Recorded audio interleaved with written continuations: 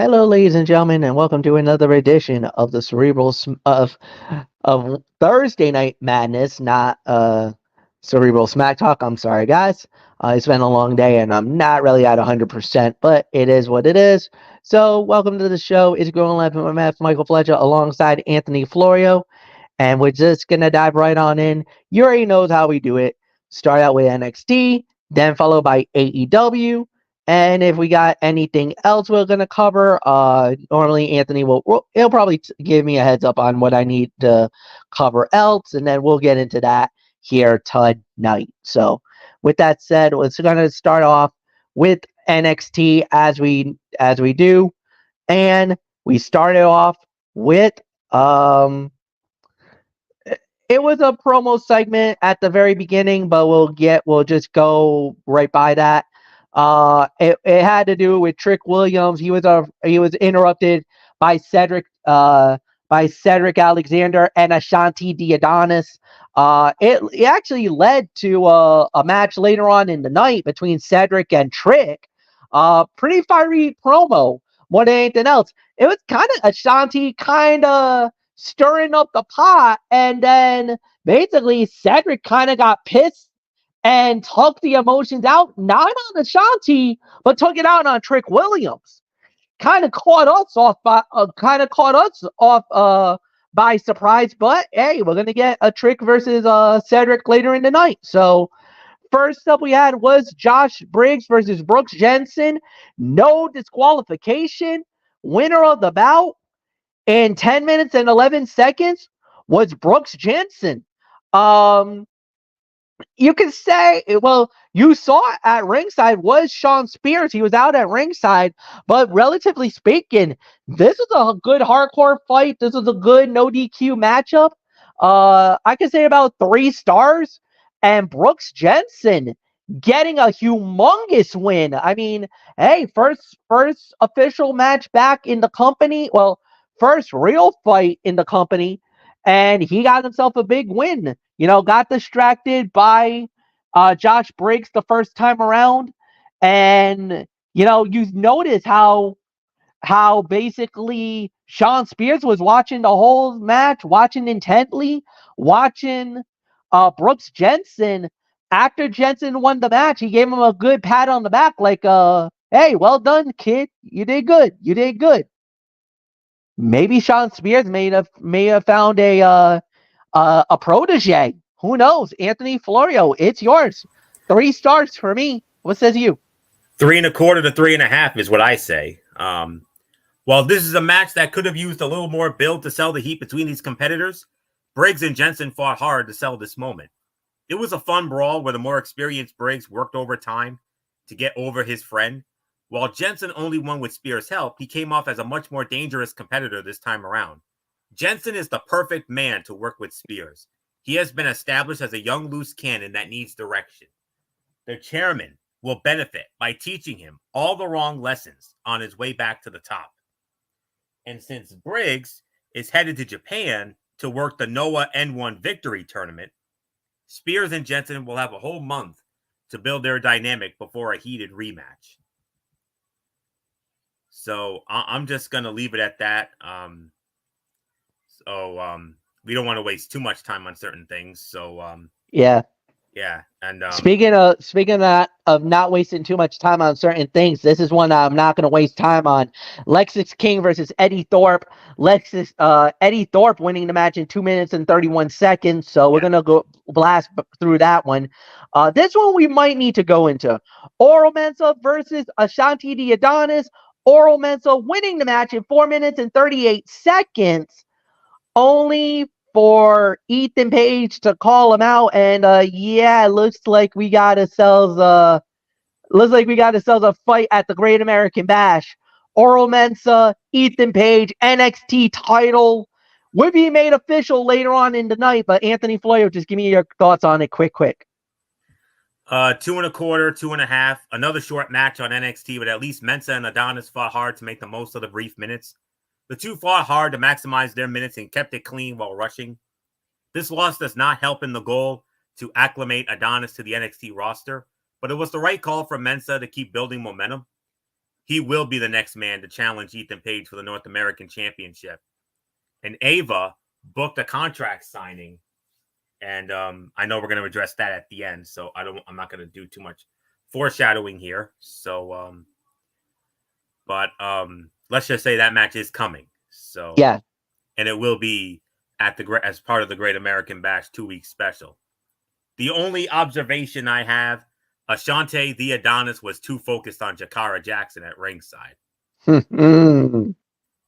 can blame him? That's what I'm about to say. Who can blame him? I mean, she is something. So, yes, indeed. I mean, she's what I would like to call a cute patootie. So, that's how I would put it. So, she provided the distraction, and that was enough for Oro to get the big win. So, I don't know what else there is for me to say here. 2.25, 2.5. So, MF, your thoughts? Yeah, 2.25. Solid match. I thought they did a good job with it. Of course, Shakara out there at ringside. And we already know that Shanti is digging her. He kind of tried to make that play on her the week before. And Lash was like, I'm not interested in you. And he's like, oh, no, I'm not looking for you. I'm looking for Miss Jackson. She's like, oh, wait a minute. Oh, by all means, please. I'm good with that. Until Oro was like, no, I'm not doing this again. She already knows what happened between Last Legend and Trick Williams and how that stirred the hornet's nest. So yeah, metaphor is they do not like when the guy starts hitting on the girls, and they take offense to that real hard. So yeah, we'll see. So nothing more to say. Next up, after that, we had Ren Sinclair versus Kylie Bright, and Ren Sinclair winning the match in 3 minutes and 27 seconds. It was another short match, so it won't be much to talk about. But Charlie Dempsey really went out of his way to win this match. But here's the thing: Ren Sinclair's holding a marker over his head. She knows what No Quarter Catch Crew did. So they were trying to get the help from the D'Angelo family. D'Angelo family's like, we do not want nothing to do with this. You gotta do this on your own. She's like, all right, help me win my match, and I'll keep and I won't sing like a canary.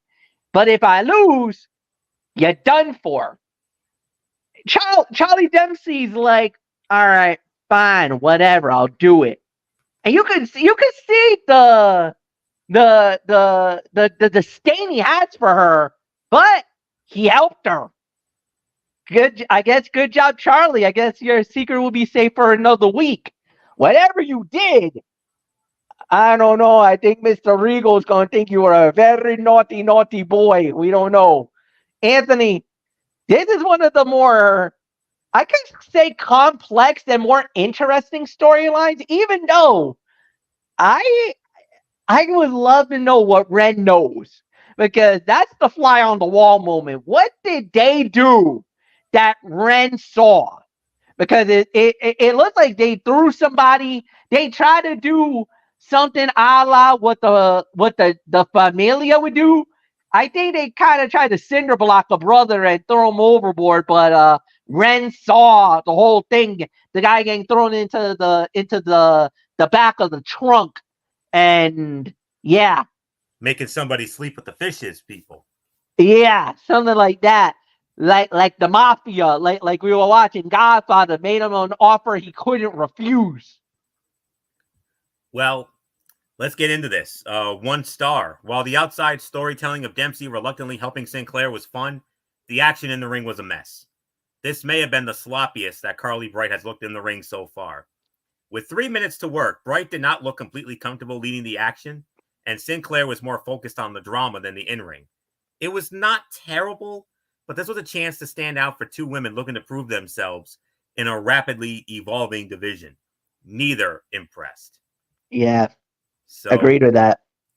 So I hate to do this, but screw the 1 star. This was a dud. I'm sorry. So, I agree. Yeah, dud. You're right. So this wasn't a dud. Trick Williams one-on-one with Cedric Alexander, and it was Trick Williams winning the match in 10 minutes and 52 seconds. But then after the match was over, Pete Dunne jumped Trick. What the hell? Okay, Pete Dunne's making some enemies here. Sheamus? Now Trick? Pete, I hope you know what you're doing here, kid, because I think you're going to get your ass kicked 2 ways around. Florio, it's yours. We got another match for Great American Bash. I mean, we do. Trick Williams against Pete Dunne. I'm here for it. Let's go. Sign me up. Pete, Trick, are you ready to get your lid manipulated? I'm not ready to see that. But I hate that joint manipulation. You know the reason. So yeah. Anyways, yes, it was a good match, but here's the thing. I gotta say those dreaded words. I gotta be the man who tells it like it is. And you know what happens you know what that means when I say that. Constructive criticism. Rushing Trick versus Alexander may have been a mistake, as the former Cruiserweight champion looked rusty throughout this battle. He hit some great individual moves, but did not find his chemistry with the former NXT champion until the end. This got sloppy, including multiple missed shots. The action got better, though, down the stretch, hinting that something much better would have been possible if Alexander had a couple warm-up bouts before this. Cedric Alexander is immensely talented and can do great things with this NXT roster. Hopefully a sloppy start and a first bout loss are minor bumps in the road. Trick Williams versus Pete Dunne is an exciting match to keep the former NXT champion hot while he waits for his rematch against All Ego Ethan Page. The Bruiserweight will push him to work a very different style than he is used to. 3, teetering on 3.25 for this. So there isn't much more left for me to say on it. So MF, Trick Williams, Pete Dunne, Great American Bash, book it. Good matchup, and yeah, I can't wait to see it. This was about a 2.5 to 3. I thought they did all right. Like you said, it was a little sloppy in certain areas, but really nothing more to say. So the in-ring main event was Sol Ruca and Carmen Petrovic. They went up against Meta-Four, Jakara Jackson and Lash Legend. It was Meta-Four. Huh? Not the in-ring main event. There was another match after that. Which one is it? Oh, okay. Yep. Okay, sorry, my bad. I did not see that. Okay, my bad. Yeah. So it was okay. Now you made me mess up here. Okay, Sol Ruca and Carmen Petrovic versus Meta-Four. Meta-Four winning the match, 4 minutes and 38 seconds. And on top of that, after the match was over, Lash Legend and Jakara Jackson called out Isla Dawn and Alba Fire to put the WWE Women's Tag Team titles on the line at the Great American Bash. So it looks like our ladies are going to be working some overtime because it seems like everybody's looking for a shot at the gold. So Florio, it's yours. 2 to 2.5. This was an impressive sprint, highlighting the athleticism of all involved. It could have gone a couple minutes longer at least, but the four maximized their minutes. It is a shame NXT has not built up Lash Legend and Jakara Jackson more as an in-ring tag team, because the two do not come off as worthy challengers for the Women's Tag Team Championship this fast. Still, Meta-Four is the most established group in NXT Women's Division in terms of story spotlight. So this was the best option for Isla Dawn and Alba Fire to face on short notice. 2.5. MF, your thoughts? Or actually, let's catch Michael Bullock up since he's here. Yes, Bullock just arrived, and welcome to the show. All right, Bullock, we started off. We're just going to give you the matches. We're not going to give you anything else. Josh Briggs versus Brooks Jensen, and it was Brooks Jensen winning the match in 10 minutes and 11 seconds.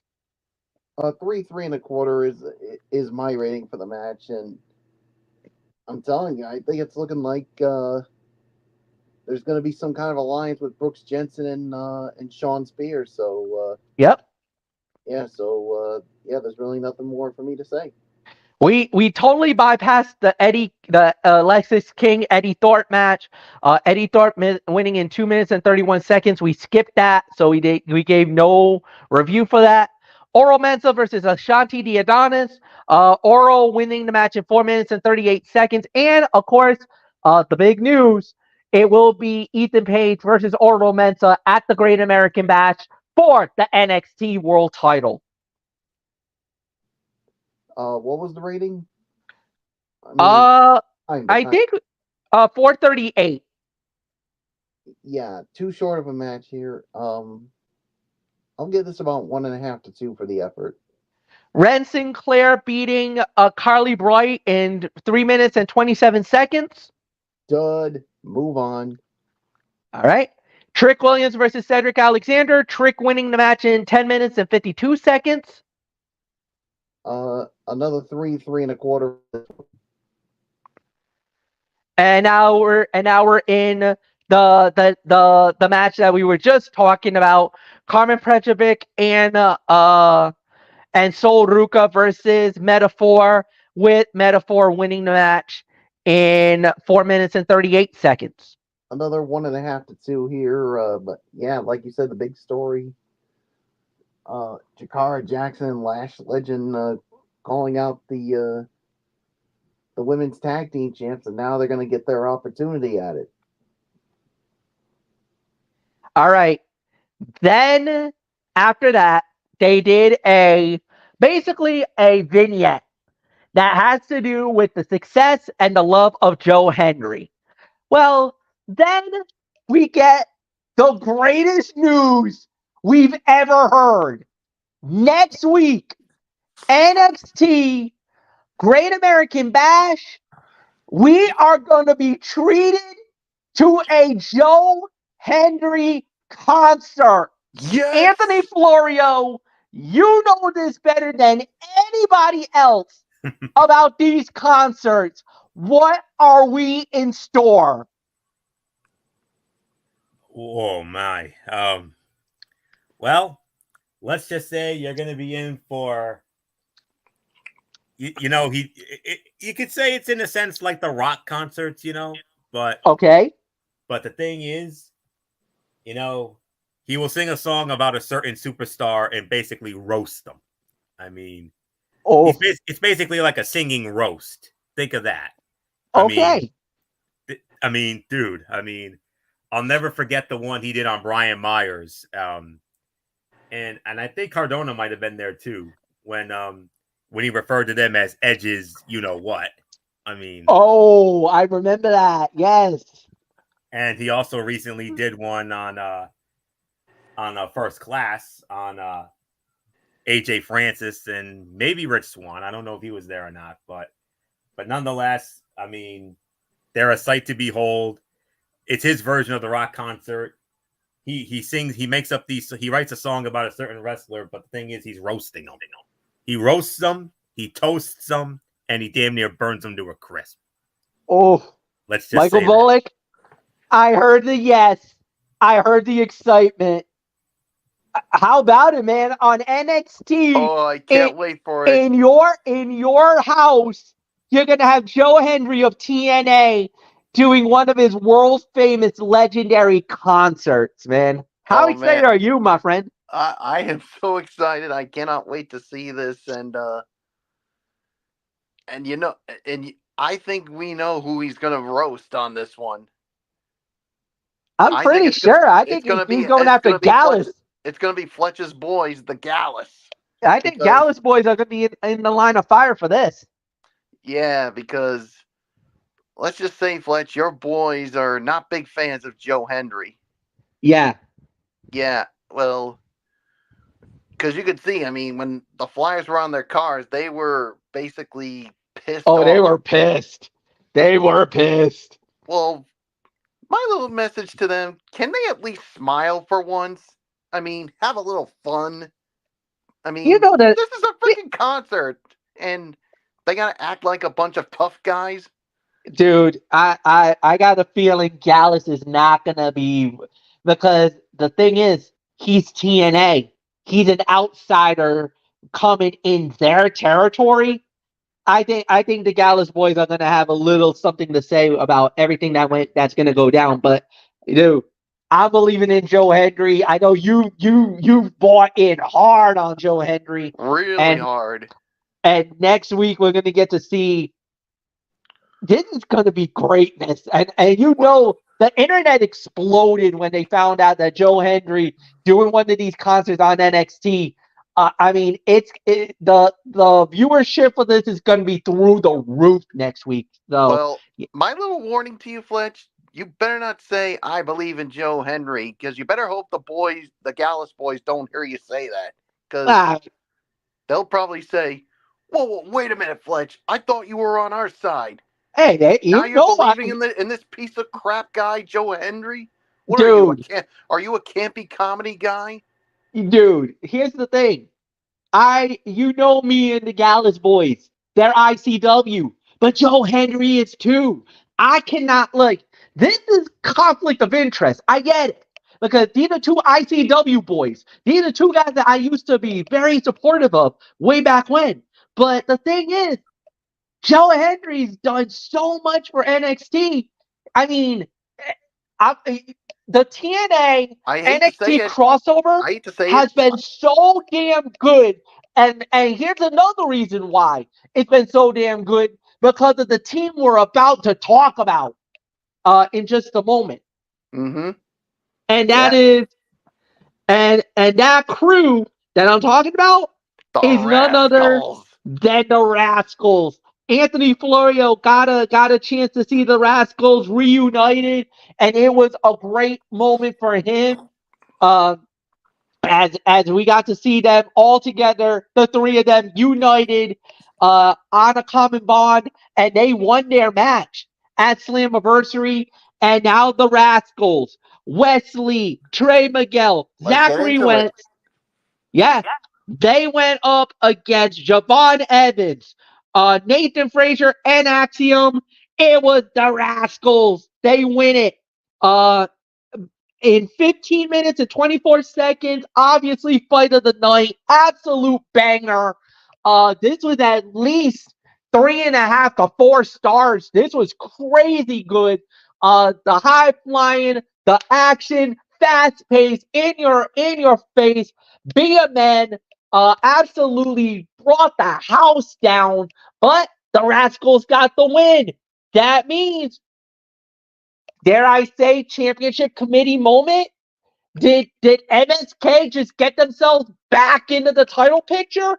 And if they did, Anthony Florio, who could a TNA talent steal the NXT tag team titles? This might be it. This might be the moment.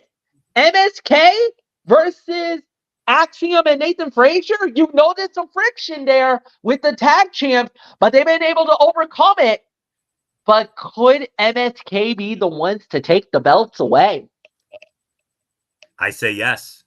I think they are. All right. Fight of the night. There is no absolute ands, if, ands, or buts on that. 4 to 4.25 stars. The pace of this match was beyond everything else on the show by a wide margin. Everyone was flying and moving in sync. It was a true showcase of 6 of the best high flyers in the world today. The chemistry between Wesley, Zachary Wentz, and Trey Miguel is unlike anything typically seen in WWE.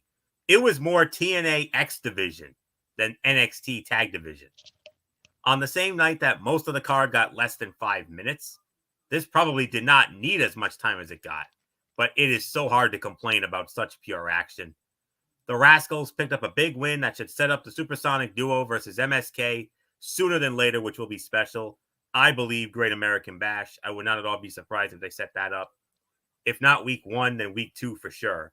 I could definitely see that happening. And if they make that match, we're looking at new tag team champions. No question about it. So there isn't anything else left to say. 4 to 4.25 stars. Fight of the night for me, no doubt about it. And Michael Bullock, that was not an NXT tag division match you saw last night. That is just an example of what you can expect when you watch a TNA X Division style match. Yeah, especially when you got the Rascals together. Man, this is and if they are the next to challenge Nathan Frazier and Axiom, I think we're looking at new champs. But the only question is, which two of the Rascals are going to challenge them? Oh, it's easy. Zachary Wentz MSK. and Wesley. MSK. MSK.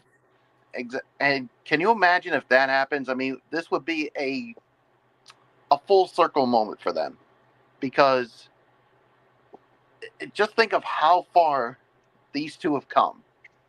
And because remember how the whole thing ended with the two of them.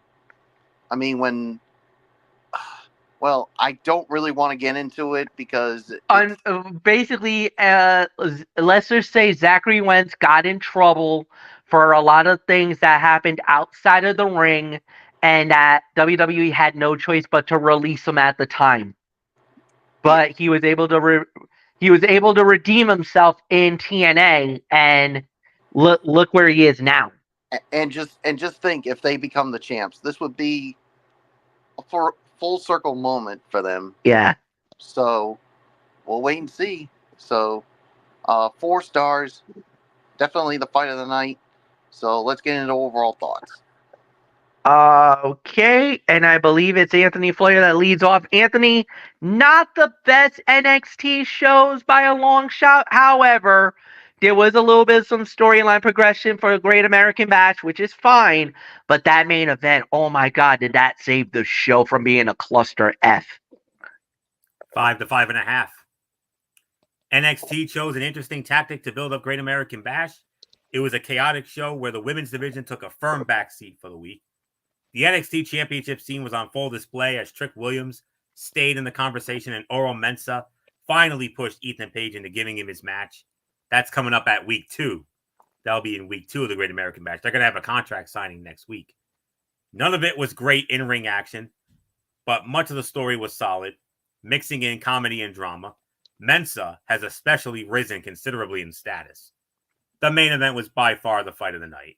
The Rascals have looked unstoppable both in NXT and TNA since reuniting, and the promise of Nathan Frazier and Axiom versus MSK is enticing. It would have been nice to see more out of the build to Roxanne Perez versus Thea Hale. Excuse me. But it is a near lock to steal the show next week with the talent involved. Hopefully the key matches for Great American Bash get more time than the majority of this card, and there are more wild surprises to come. This is about maybe we only had 2 good matches on this show, maybe a couple here and there, so probably in excess of 5 to 5.5, maybe. So teetering 6 at the absolute best. So not much more to say. Michael Bullock, that main event, oh boy, did that save the show. Yeah, the main event, it literally saved the show from being a cluster bleep of a show. I mean, if this main event did not happen, I would have given this 3.5 to 4. I mean, but this main event literally saved it. But still, it was only enough to make this an average show. So 5 to 5.5, it's your sledge. Yeah, 5.5. I totally agree with everything you guys have said. So there's really nothing more to add. You guys pretty much said everything that needs to be said. Let's go to AEW Dynamite. This is the Blood and Guts event from the Bridgestone Arena in Nashville, Tennessee. Smashville. If you're a Nashville Predator fan, you know what it is. I love you guys. You guys are the rowdiest hockey base in all of the NHL. You did yourself justice during that Stanley Cup final against Kaiser Butler's Pittsburgh Penguins. She took a little offense to you guys saying Crosby sucks. But at the end of the day, we respect you. We love you guys. You guys gave me one of the most legendary moments when you were roasting the goaltender Murray. I had a laugh riot with what they were doing, Anthony, and you remember that during that cup final. That was it was one of my favorite it was probably one of my favorite times being in Nashville doing the during the Stanley Cup final that year. Absolutely. I remember that quite well. Oh yes. So it got me doing the whooping laugh and everything else, and it was awesome. So Bridgestone Arena started out with a promo segment by MJF, Maxwell Jacob Friedman, and Boyd. Okay, all right. So he comes out, basically dumps all over the International Championship, throws the belt away, is like, nah, I made a new belt. Ladies and gentlemen, welcome the AEW American Championship. Ugh. All right, look, I'm all for new belts. I like the concept. I like the idea. But this belt, no. This was a swing and a miss. This was a bad looking belt. I honestly, truthfully, I gotta say it. It is the worst looking belt in AEW. It is horrible. I mean, we slam WWE for their bad belts, and AEW, up to this point, every belt they've done was good to even great. But this one here, no. The only thing I like is the strap. The strap of the belt, that Americanized belt, looks nice. I like it. I think it's nice. But the belt itself, it's all kinds of wrong. It's like, no. And even the fans, the social media, it's 50-50. Some of them like it, but others are on my camp and say it's hideous, it's ugly. So I don't know what to think about it. To me, the segment was great because then you had the American flag with the MJF look the confetti, the streamer is blasting. It was fine. Then you had Will Ospreay's like, no, I'm challenging you for the international championship at All in London. We're doing this again at Wembley. Game on, rematch on. This is going to be nuts. Anthony Florio, it is all yours. I don't love the belt, but I like it. I'm going to be honest with you. I mean, you could say it's me, trying to be the Jesse to MF's gorilla here. But if we were doing the commentary, MF would have yelled out yuck, and I would have said, I like it. You're like, what? And I'm like, yeah, I do. Like, what's to like about it? Yeah. I mean, but anyways, let's get into this. MJF gave his usual MJF style promo, mocking the crowd and everyone who has held the title, dropped the belt in the garbage before revealing the new American Championship. As he posed in front of a giant American flag, Will Ospreay came out and attacked him. MJF retreated while the aerial assassin ripped him apart on the mic. Ospreay confirmed he will invoke his rematch versus MJF for the American International Championship at All In. And yeah, I mean, MJF was speaking quicker than usual. He tends to take his time with promos, but it felt like he was limited in time. And MJF was flirting with some political commentary, but never quite went that far. Thank God. So, yeah. By default, the segment of the night. And you thought the match they had on Dynamite 250 was amazing. Oh, what's the rematch going to be? Now, the big question is, can the sequel live up to the original? I don't know. The original set the bar pretty damn high, boys. So I really don't know if this is going to top it. We'll have to wait and find out. But there's no doubt about it in my mind. It's going to be one of the fights of the night for sure. Top 3, easy. So there is no doubt about that. So not much more to say on that. So Michael Bullock, your thoughts on MJF and his new American Championship belt? I'm sorry. I'm with Fletch on this one. This belt was absolutely horrible. I don't like it. I mean, to me, there's nothing to like about this belt at all. And part of me wanted to be like, "Hey, Fletch, bring your dog Bruno and have him crap all over that belt because that's Oh just no, it wasn't exactly." my dog. Whoa, whoa, whoa, whoa. First off, bro, I don't have a dog. Never had a dog. That I that mean was my that. Well, brother's. I'm just talking about when you brought it in the past. Oh, That was my brother's dog, Bullet. that was his. That was Anthony's Oh, that was brother's Anthony's dog. dog. Yeah, Oh, but and I would have Florio would said, never. If you're looking for a dog, I know a dog. I have a dog who's one of my next door neighbors, but I don't know if that dog would drop the big gold poop that you're looking for, especially for that belt. well, for that belt, I would really want him to do that because that was just, that was an ugly belt.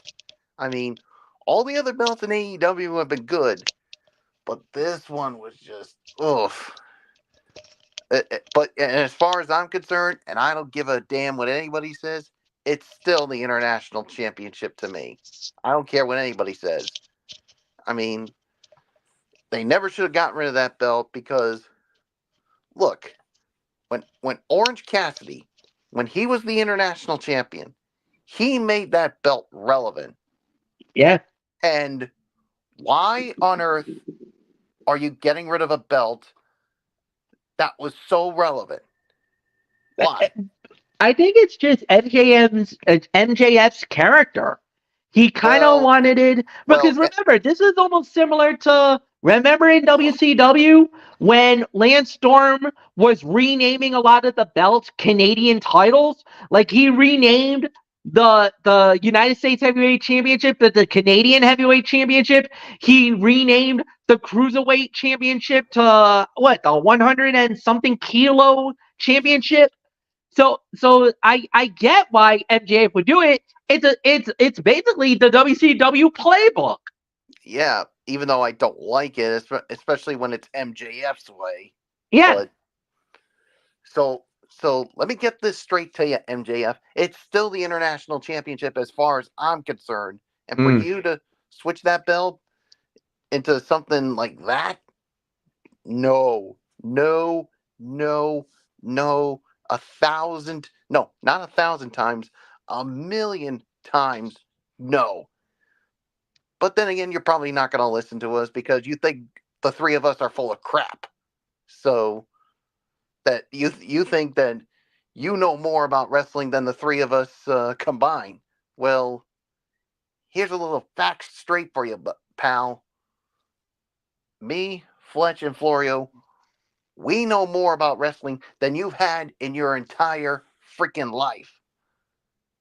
And if you think you're smarter than us, then you're just as dumb as, well, you figure out the rest of that, what I was going to say. So nothing more to say. I mean, good. I mean, by default, the segment of the night. So Yeah. let's move on, Fletch. FTW title on the line as it was Chris Jericho versus Minoru Suzuki. Jericho winning the match in 13 minutes and 55 seconds. After the match was over, Big Bill and Brian Keith try to jump Suzuki, Minoru Suzuki until Shibata showed up. Shibata showed up. That's bad news for everybody. And sure enough, Big Bill and Brian Keith found out the hard way when Shibata hit the ring. Anthony Florio is all yours. This match had very little substance, but the way it was executed was surprisingly fun. It wasn't a 5-star classic, but it was entertaining in its own way, and the crowd seemed to be having a ball with it. I'll give it between 3.25 to 3.5 stars. Second best fight of the night on this one, and second or third best fight of the night, somewhere in that neighborhood. So no surprise with the outcome. I knew Jericho would go over. You knew he would. So yeah. Maybe Shibata's next in line. I don't know. We're gonna have to wait and find out. But yeah, 3.25, 3.5. Michael Bullock, your thoughts? Man, this was basically a chop fest, and boy, howdy, boys! Did you see Chris Jericho's chest? I mean, as the match was going on.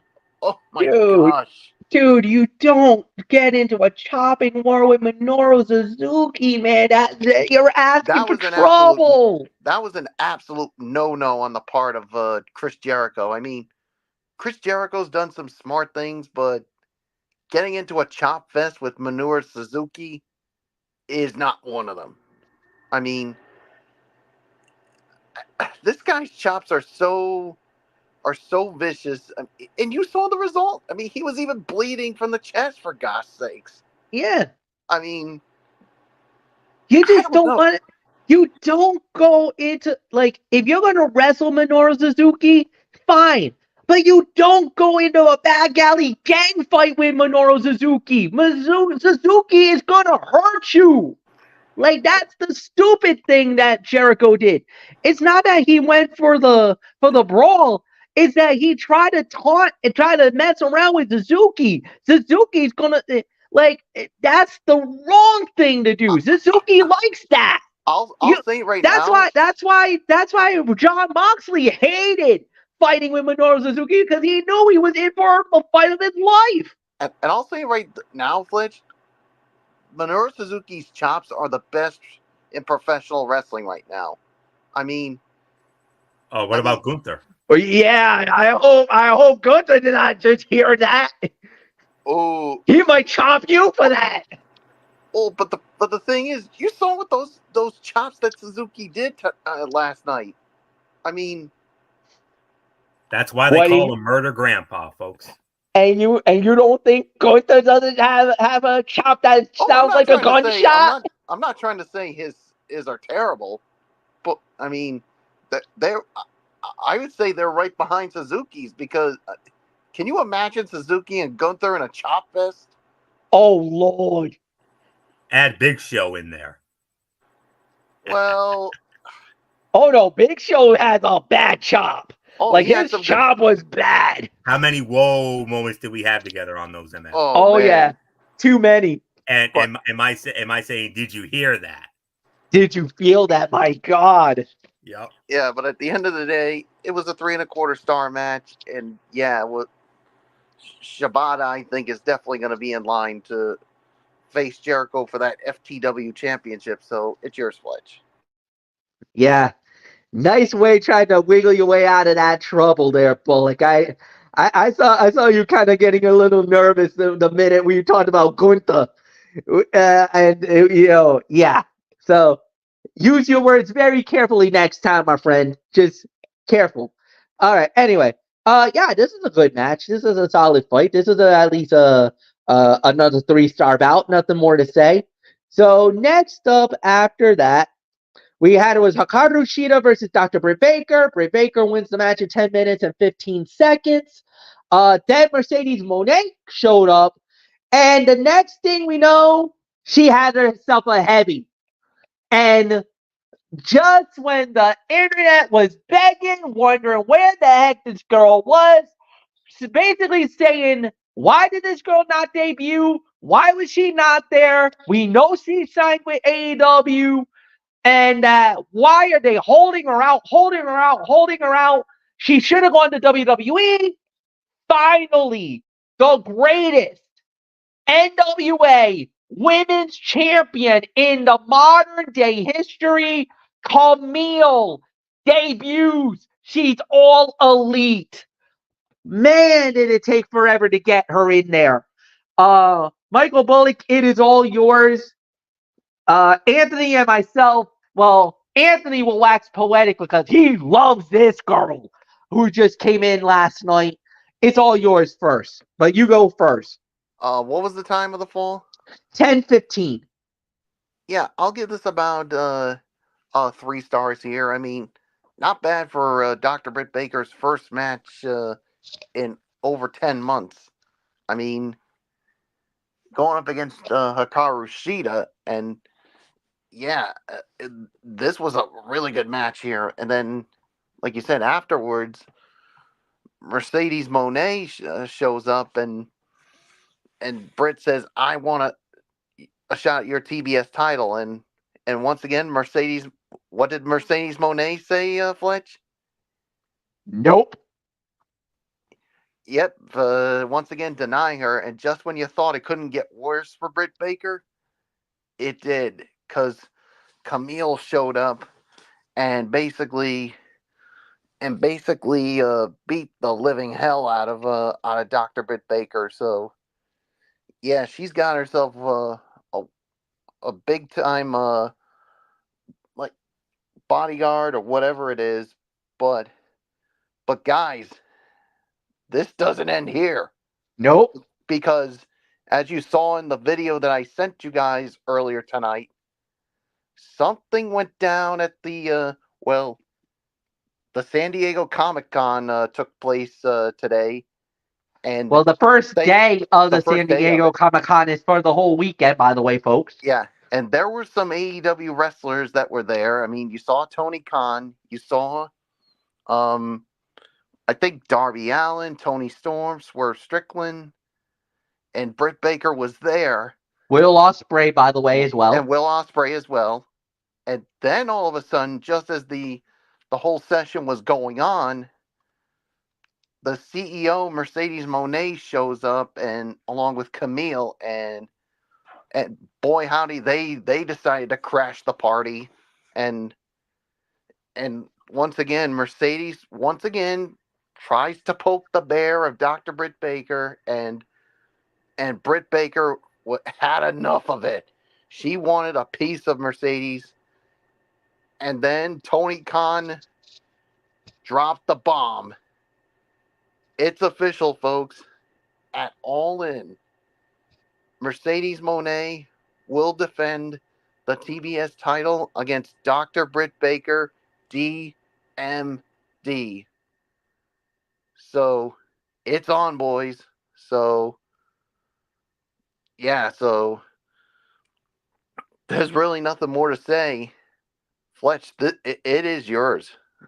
Yeah, this is gonna be wild, but we'll see how this plays out. But yeah, it's gonna be quite a match. It's gonna be very interesting. This was about a 3-star bout.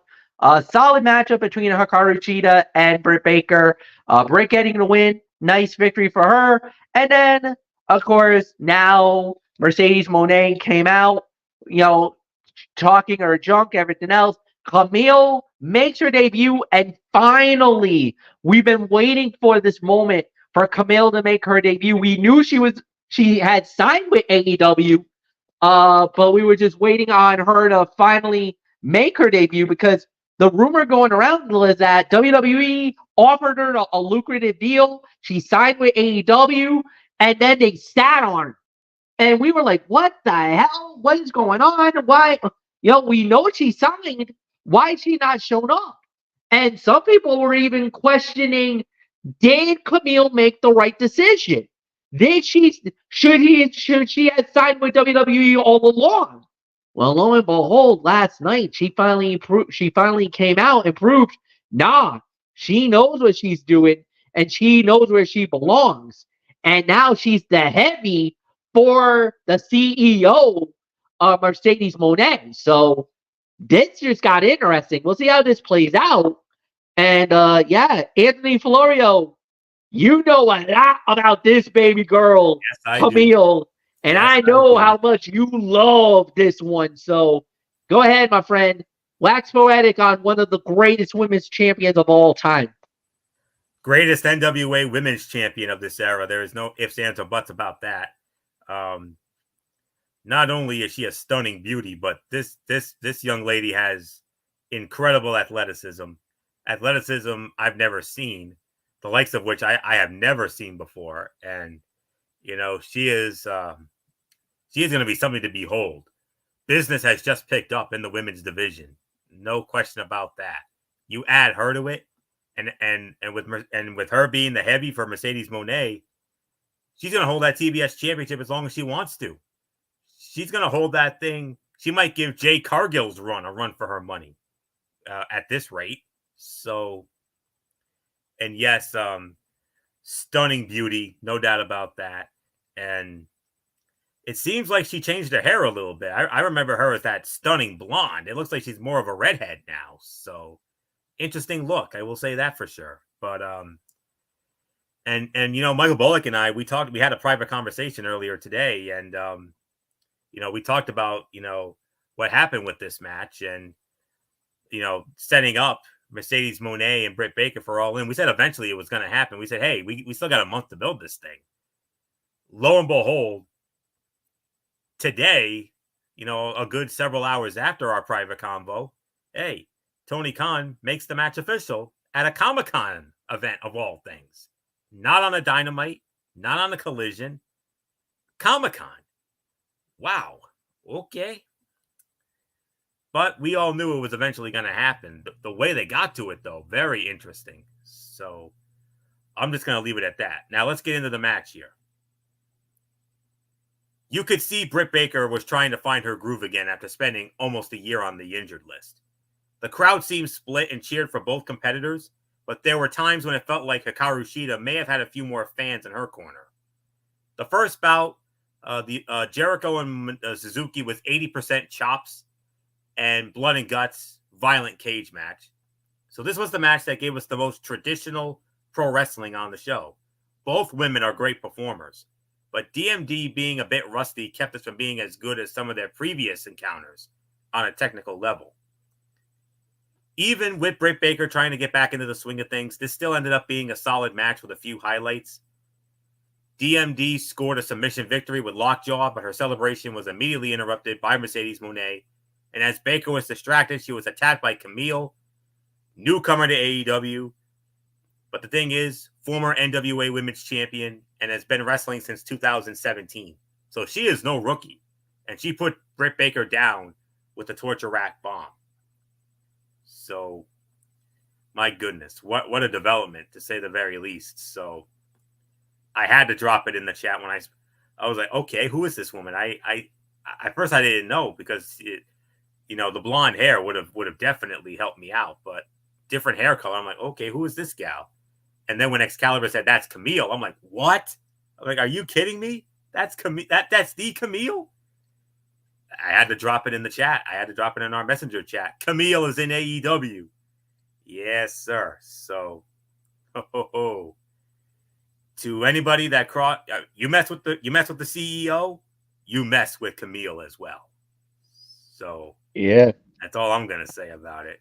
And I, for one, could not be any more happier.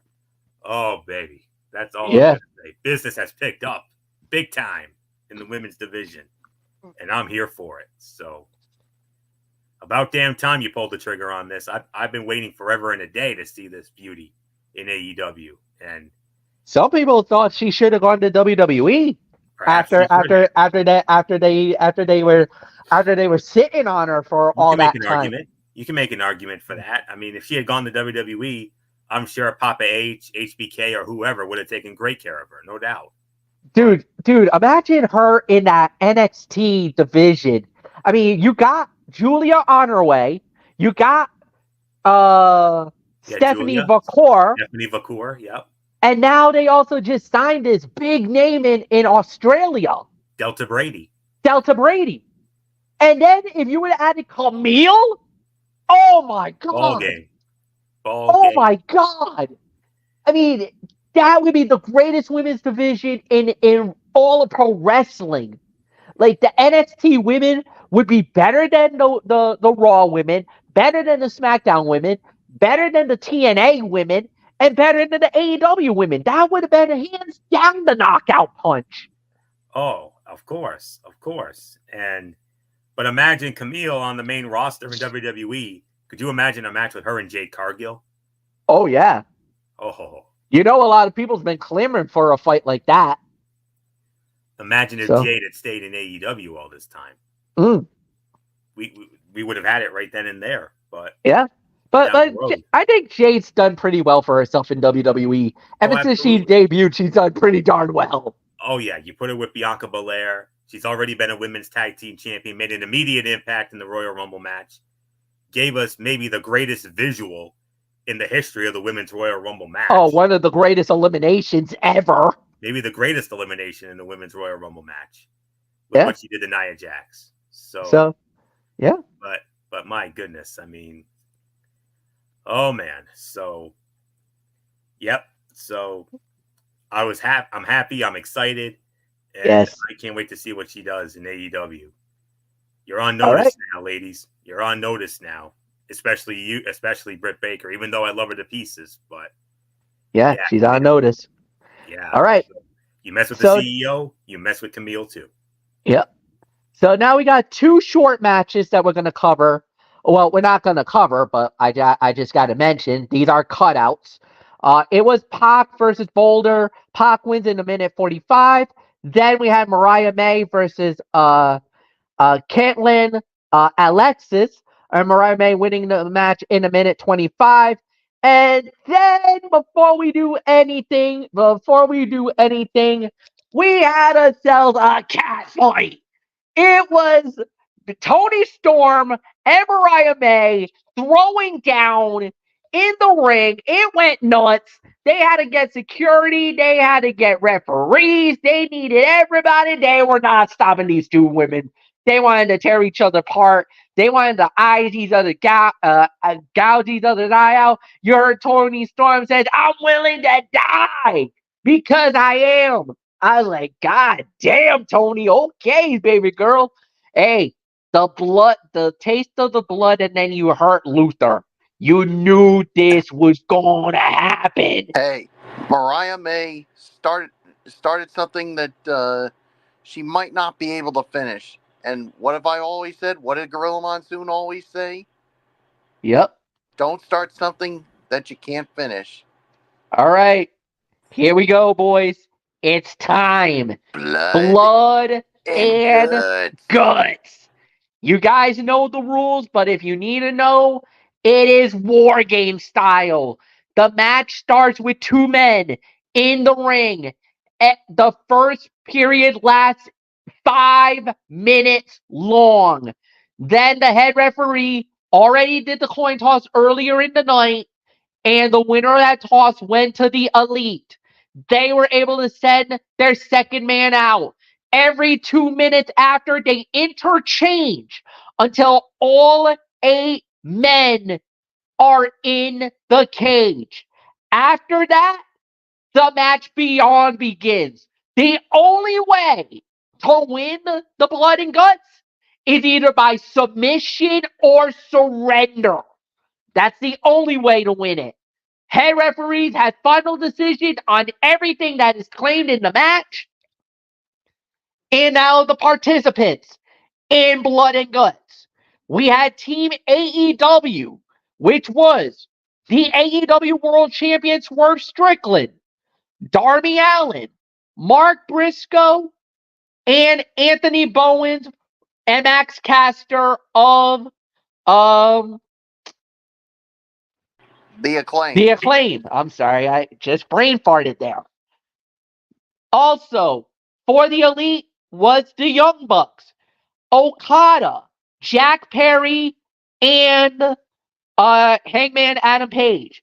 The winners of Blood and Guts in a total time of 48 minutes and 40 seconds, Team AEW. They win Blood and Guts. Much to the surprise of everybody, because I did not think that was going to happen. I actually had Team Elite winning this. Bill McConnell had Team Elite winning it. I think the whole world had Team Elite winning this, because the 5 that they had were not the strongest, but they did enough to get over the finish line to win it all. Michael Bullock, 48 minutes, 40 seconds, Team AEW wins Blood and Guts. Well, Fletch, all I can say is it delivered on. That's why they called it Blood and Guts. We saw a ton of blood. I mean, you saw everything that we could see. We had thumbtacks. We had barbed wire boards. We had everything. I mean, man, oh man, well, Swerve Strickland didn't get in on thanks to Adam Hangman Page because he basically cuffed him. He handcuffed him to the cage. But I think one of the Young Bucks said, "Hey, this is not this was not the deal that we had. Get your ass in this cage, and if you don't, we're firing your ass." And he finally caved in. So, but Swerve was out there for a while until Jeff Jarrett. Well, he was trying to come down there and help him until, that freaking stooge, that guy I can't stand, Brandon Cutler. He's like, "Oh, you can't go in there. You can't go in there." I mean, suffering, succotash, son. Well, thank God, because we all know how that ended. Jarrett basically put the guitar through Cutler.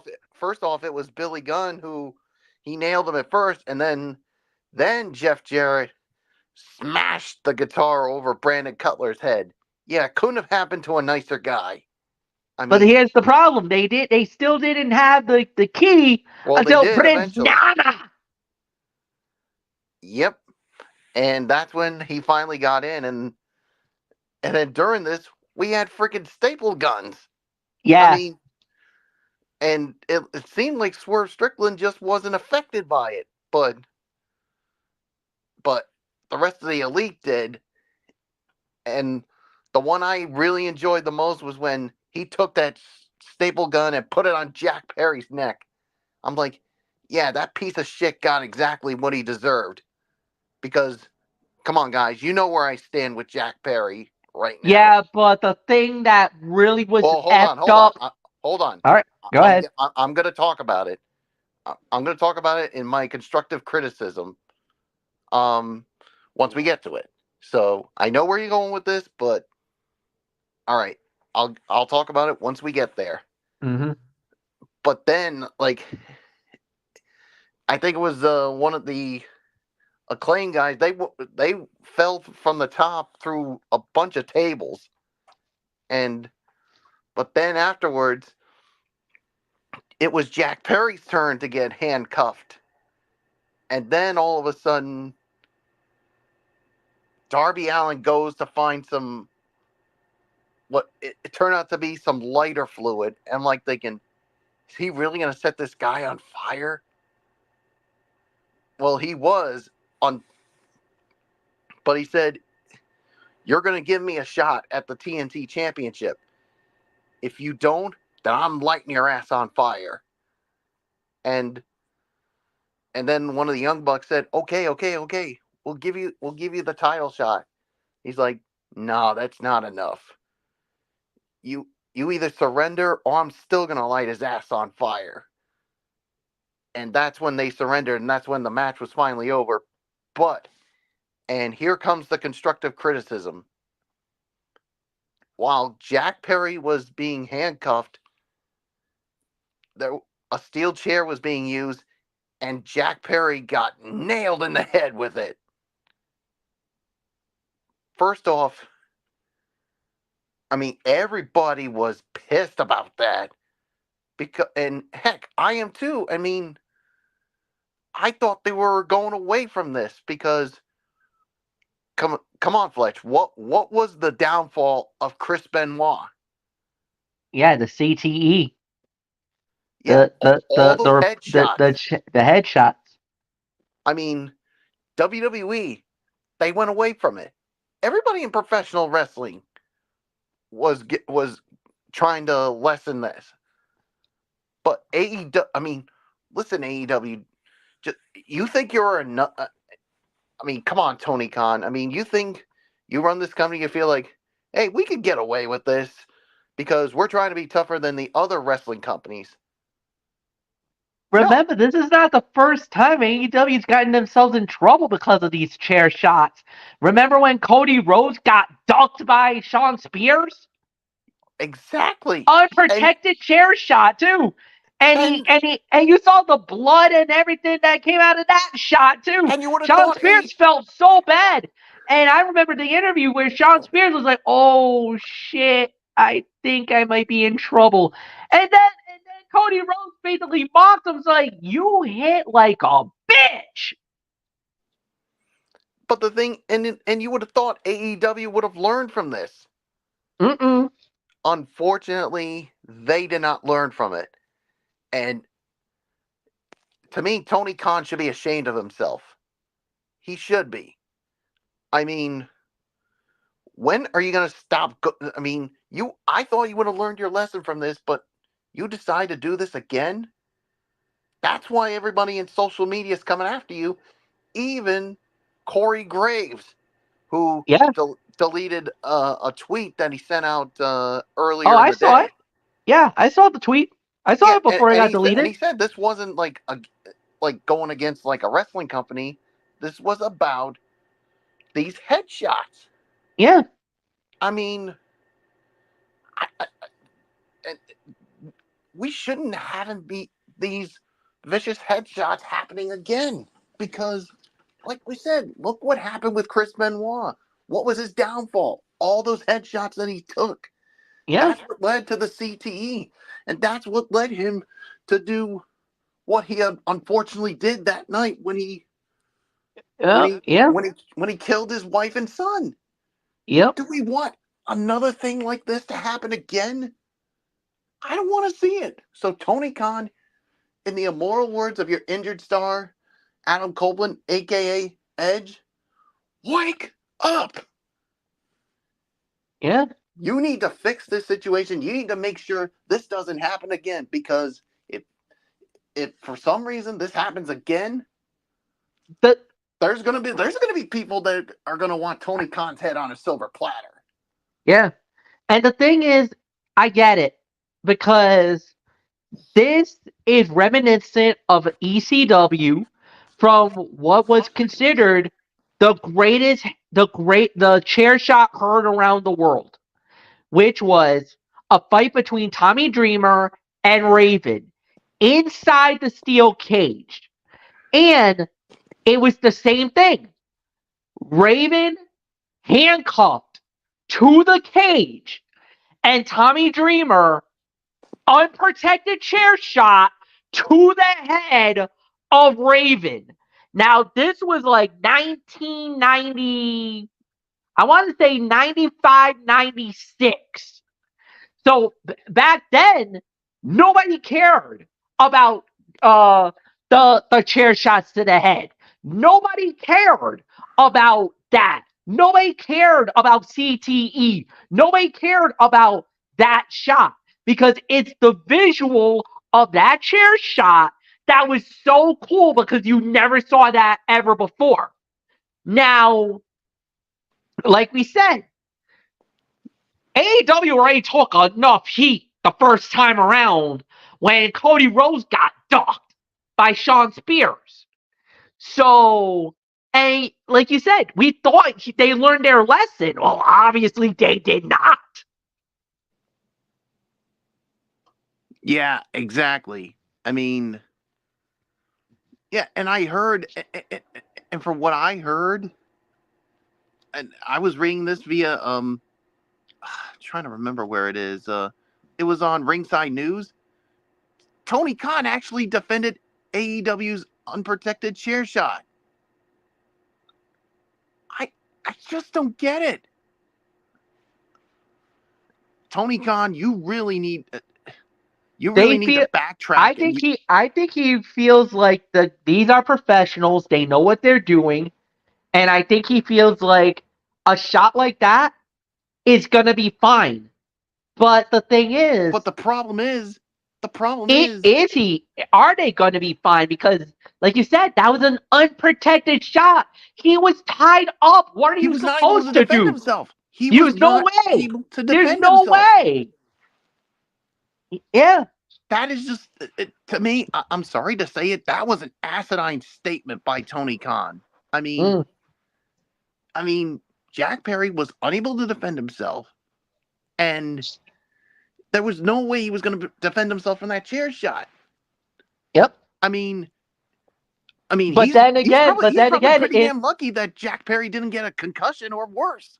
Yeah, but the thing is, and I know this, and I hate to say this, but there's some people out there that's like, well, Jack Perry deserved everything that he got. Jack Perry deserved that shot. And Jack Perry deserves all, and that's the thing. There was people that was willing to see Jack Perry got lit on fire, for heaven's sake. There's some people out there that are twisted in the head that would love to have seen Jack Perry got lit on fire last night. Well, and the thing is, Fletch, and I'm about to tell you this, and I don't know how you're gonna feel. I was thinking the exact same thing, like those people, until I heard about the controversy around the chair shot, and that's when I'm like, okay, I'm not going there. Do I like the Jack Perry? No. But the thing is, and it all goes back to being unprotected, not being able to defend himself, and also AEW not learning from their past. That's the thing. Because I don't want to see Jack Perry become what happened with Chris Benoit. Because we all know what happened. I already mentioned it. Yeah. So AEW, you need to address this, and you need to make sure something like this doesn't happen again. Because if not, there's going to be a lot of people that are going to want your head on a silver platter. And me I think basically they already made their decision. They made their choice. They don't give a damn. They don't give a damn about the wrestler's safety. They don't give a damn about the fans and the outcry that's happening. They don't give a damn. That you heard it in the statement for Tony Khan, him defending that stunt. There is no representation that you can say that will rewrite the wrong. He felt like the guys are professionals. They know what they're doing, and that was the decision that they made. Now, was that the call from Jack Perry to say, you know what, why don't you do this? Why don't you do this at the end? Because parts of the matches, they'll tell you, all right, do you want me to do this? How do you want me to do this? How do you want to do that? And they go and they thought about it. So was this? It sounds like it was agreed upon on everybody for that moment to happen. So I mean, I don't know. Who do you throw the blame at? Do you throw it at Darby Allin for throwing the shot, for throwing the chair at him, for doing the shot? Do you throw it to Jack Perry for willingly to take that shot under those circumstances? I like, who do you throw? Because that's the thing I'm wondering right now. Well, and the thing is, if this is the way Tony Khan's going to go, then you're going to start losing fans because they're going to be like, wait a minute, you're going to go down a route where somebody could end up being like Chris Benoit, and you don't give a damn about it. That to me is shameful, as far as I'm concerned. Well, that's just my opinion. And if people got a problem with that, then you know what I say? They can go screw themselves.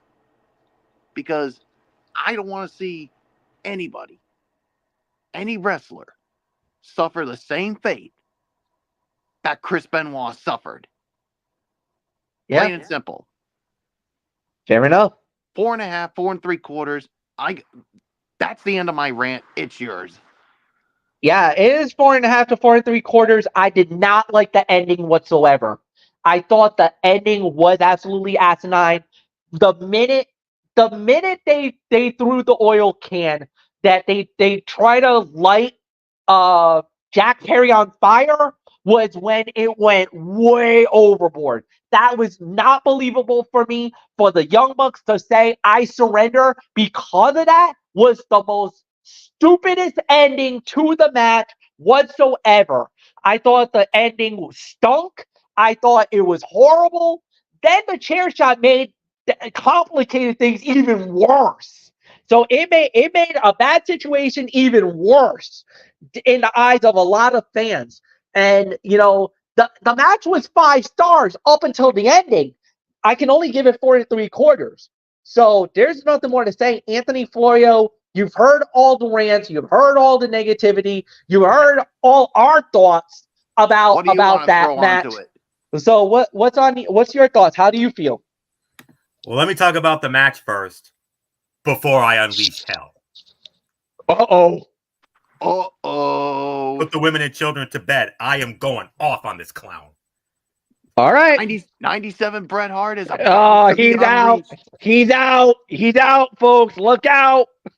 So when Yes. you're ready, Florio, give me the signal, and I'm going to say, unleash 97 Bret Hart. Well, you don't need to do that, but I'm gonna do my thoughts on the match first. All right, matches like this are hard to judge because they are so far removed from traditional pro wrestling. Even though there was a story being told, most of what we saw was a series of weapon shots that escalated in violence as the match progressed. All 10 men put a lot of work into this and will feel its effects for quite some time. We saw some creative moments sprinkled across the match, but there was also some stalling for time in some places as they waited to set up the next spot. Some fans will love this kind of mayhem and others will hate it. The quality is almost irrelevant due to the level of violence being well beyond what some fans want to see. If you like hardcore matches, you will like this one. If you don't, then this one won't change your mind. I'm going to bump it down a little bit. I'm going to give it between 4.25 and 4.5. It was a great match. Don't get me wrong. It was fun, but this company allowing chair shots to the damn head. Absolutely disgraceful. I cannot believe IMF and Bullock and wrestling fans all over the world are seeing chair shots to the head in 2024? Chair shots.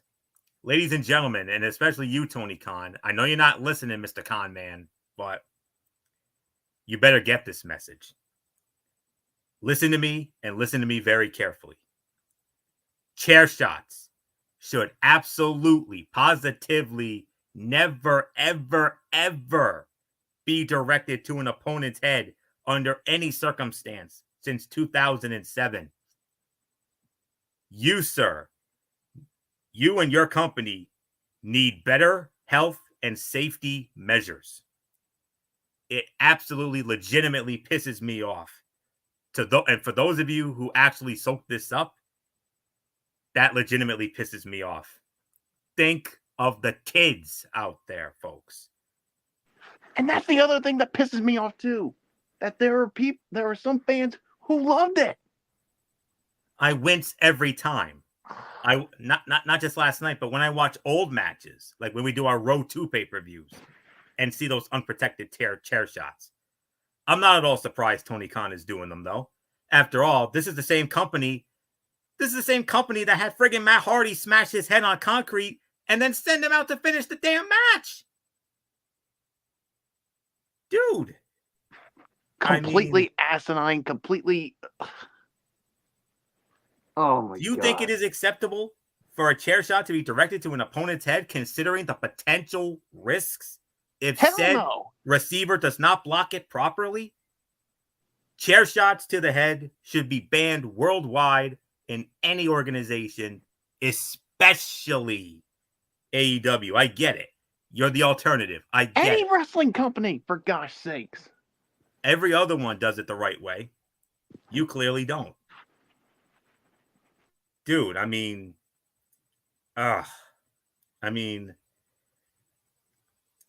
absolutely. I don't know what else there is for me to say here. I mean, unprotected chair shots need to stay gone. And I don't care if they look quote unquote cool. They should absolutely positively not be allowed. I mean, we have to be careful here. Look what happened to Chris Benoit, for goodness sake. CTE, people. Watch that Dark Side of the Ring episode on Chris Benoit, and you'll get the full story. Absolutely. I've seen it. Florio's seen it.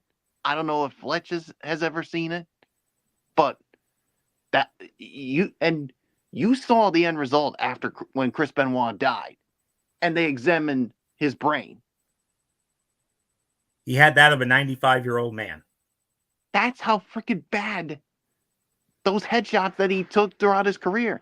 Not just from the headbutt, but from all the chair shots he's taken. Yes. Do you want?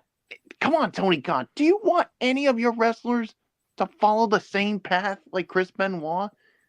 But obviously, you don't give two shits about it. You feel like, Nope. hey, as long No. as it doesn't affect me, then it's all good. I'm telling you this right now. You continue down the road like this, you're going to start losing some fans. Big time. Including yours truly right here. And Tony Khan, let me just say it like this. You want to keep up this 80s wrestling crap? You're going to get the hell out. And I'll say this right now. If I see another chair shot, like indefensible chair shot again, I'm going on the record of saying this right now. Biggest rant ever. And I'm joining. It's gonna. The gloves are coming off. And I mean, there's a lot of people that were angry, not just Florio. And you know what? Florio is dude. The steam that's coming out of my popcorn right now is basically the steam that's coming out of Florio right now, that's pretty much the sum of the story on that. And So- there's steam coming out of my freaking head right now, just from Yeah. this. Absolutely. And, Yeah. and to finish this, if I see another chair shot like that again, an indefensible one, not only will I go on a rant, I am freaking boycotting AEW. Same here. Yeah, I mean, there's a few fans. I don't know if the fans are going to that level, that extreme, but they definitely want an explanation and they want an insurance that AEW will not pull a stunt like that ever again. But the thing is, Tony Khan goes on a podcast and basically dodges the question like 4 or 5 times. yeah, because Yeah. he did. He ducked and dived it. He avoided it. I mean, it was on What a Busted What a Open Radio that he dived on it. I believe they- he did. I believe. Yeah, it was. I think it was on the Sirius XM Busted May have Open been. Radio. May have been. I think they asked him about it, and he kind of diverted it at least a few times. It may have been. That's a chicken bleep move on the part of Tony Khan. What a yutz. Yes, What a yutz. it is. It What a is. yutz. Seriously. But I mean, you know what? Let's just try to clear our heads here. yeah, Please, 4 and a let's quarter, just go into 4.5 our for overall me, thoughts so. on this. We're going to overall before I review. really go off the deep end. Don't too. worry, guys.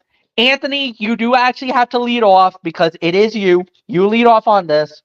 The show is fine, but again, the ending of Blood and Guts, the introduction of the AEW American Championship, 2 short fights.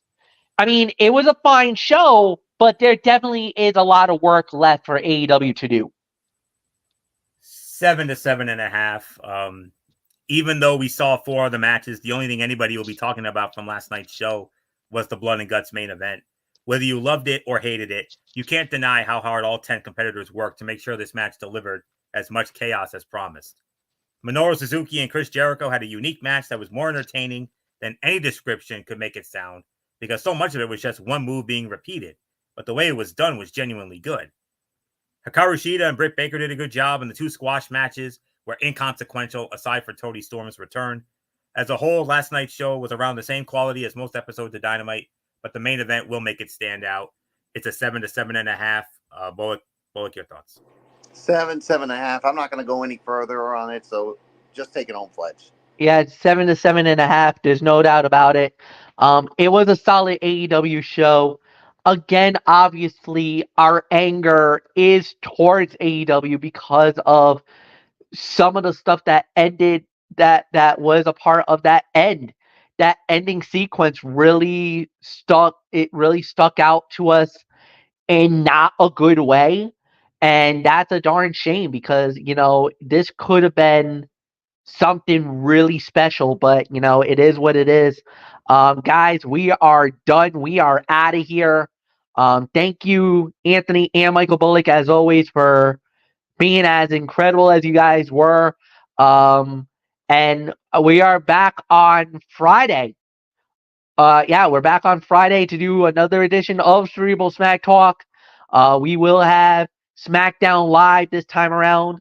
And so Big please 3? like to... Huh? Do you have any big 3 for us? I'll have Big 3 on Friday. Yes. So I'll have the big three on Friday as well. And that is it, guys. So until then, for Anthony Froyo, for Michael Bullock, I'm Michael Fletcher. Have a good night, everybody, and we'll see you all on Friday. So long for now. Bye-bye.